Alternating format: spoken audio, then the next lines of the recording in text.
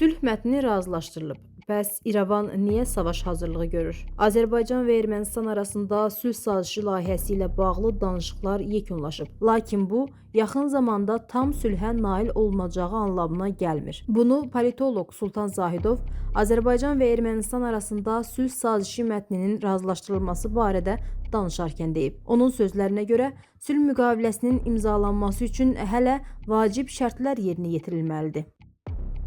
Birincisi, Ermənistan konstitusiyasına dəyişiklik edərək Azərbaycana qarşı iddialardan rəsmi şəkildə imtina etməlidir. Ermənistanın hüquqi prosedurlarını nəzərə alsaq, bu 2027-ci ildən tez baş verə bilməz. Çünki həmin il konstitusiya dəyişikliyi ilə bağlı referendumun keçirilməsi nəzərdə tutulur. Politoloq bildirib ki, ATƏT-in Minsk qrupunun ləğvi ilə bağlı Ermənistanda Azərbaycanla birlikdə çağırış etməlidir. ATƏT-in Minsk qrupu ilə bağlı Paşinyan bəyanat verərək Ermənistanın buna hazır olduğunu bildirib.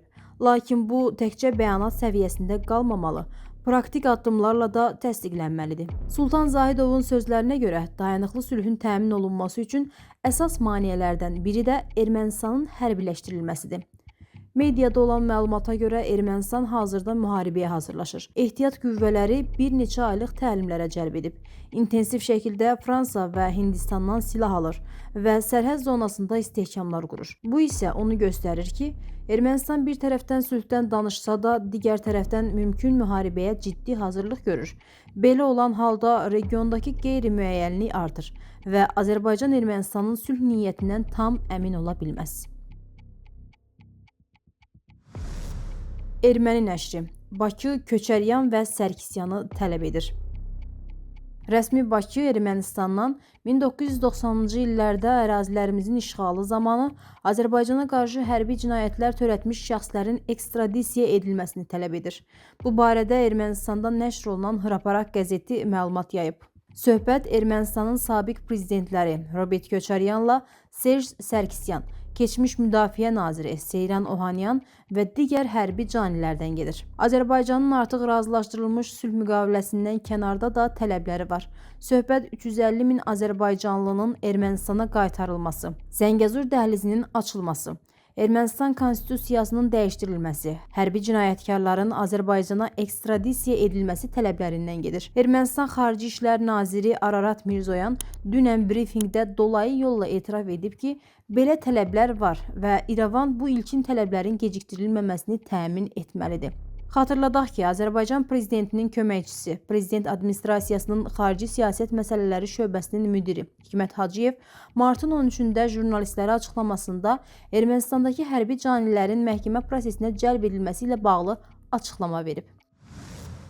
Sərhəddə böyük hazırlıq, Türkiyə hərbi baza quracaq. Suriya rəhbərliyi ilə PKK terror təşkilatına bağlı Suriya Demokratik Qüvvələri arasındakı razılaşma çərçivəsində bu ölkənin Türkiyə ilə sərhəd bölgələri ən qısa müddətdə tamamilə terrordan təmizlənəcək. Bu barədə rəsmi mənbələrə istinadla Türkiyə qəzeti məlumat yayıb. Nəşr yazır ki, Türkiyənin tələblərinə uyğun olaraq Suriya Demokratik Qüvvələrinin əsas silahlı qüvvəsi YPG Fərat çayının şərqindən çıxarılacaq. Suriya Demokratik Qüvvələri Suriya ordusuna tam inteqrasiya olunduqdan sonra ordunun tərkibində yaradılacaq yeni birliklər Suriyanın şimal-şərqində xidmət edəcək. Türkiyənin də bu bölgədə hərbi bazasının qurulması planlaşdırılır.